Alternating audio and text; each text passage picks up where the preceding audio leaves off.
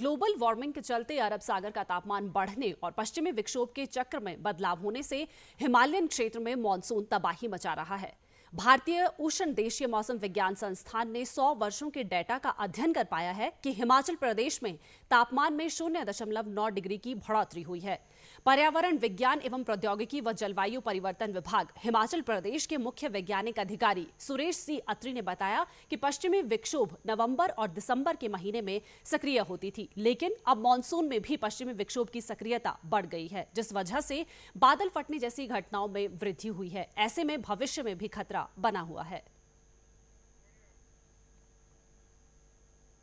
दोनों मानसून और पश्चिमी विक्षोभ आपस में मिलकर जब ये बारिश हो रही है तो ये हाई इंटेंसिटी रेनफॉल के फिनोमिना जो है वो बन रहा है और बहुत ही खतरनाक है।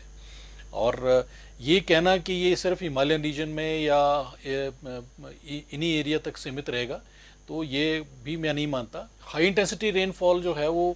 कहीं भी हो सकती है, किसी भी वक्त हो सकती है, कि चाहे वो बादल फटने की घटना है, चाहे वेस्टर्न डिस्टर्बेंसेस की जो घटनाएं हैं, और साथ में चाहे ये ग्लेशियर पिघलने की जो घटना है, ये सारी एक ही मुद्दे के साथ जुड़ी है, वो है ग्लोबल वार्मिंग, वैश्विक तापमान जो चेंज हुआ है। और हिमालयन रीजन में सबसे ज़्यादा जो हिमाचल प्रदेश का जो तापमान है, ये इंडियन इंस्टीट्यूट ऑफ ट्रॉपिकल जो हमारे साइंसिस का जो इंस्टीट्यूट है उनकी तरफ से ये बड़ा क्लियर इंडिकेशन है कि 0.9 लगभग 100 वर्षों का डाटा जो एनालाइज किया गया है प्रदेश का भी, तो 0.9 डिग्री का जो तापमान में जो बदलाव जो है वो प्रदेश के अंदर आ चुका है। और अगर ये इसी तरह से बना रहेगा तो अवश्य तौर पे इस तरह की घटनाएं और खतरा जो है पूरी तरह से बना हुआ है। मौसम में आए बदलाव और ग्लेशियर के पिघलने से प्रदेश में झीलों की संख्या में भी इजाफा हो रहा है। 2021-22 में प्रदेश में 1800 झील थी, जो 2024 में बढ़कर 2300 तक पहुंच चुकी है। सुरेश अत्री ने सुझाव दिया है कि हिमाचल में संभावित क्लाउड बर्स्ट जोन की पहचान की जाए, रिसर्च यूनिट बनाई जाए, अर्ली वार्निंग सिस्टम लगाए जाए, ढलानों की स्टेबिलिटी सुनिश्चित की जाए और स्थानीय समुदायों को प्रशिक्षित किया जाए। जो स्लोप स्टेबलाइजेशन के ऊपर हमें जो है वो हमारे को कार्य करने की आवश्यकता है कि जितने भी हमारे स्लोप हैं जो फर्जाइल हैं बहुत ज़्यादा,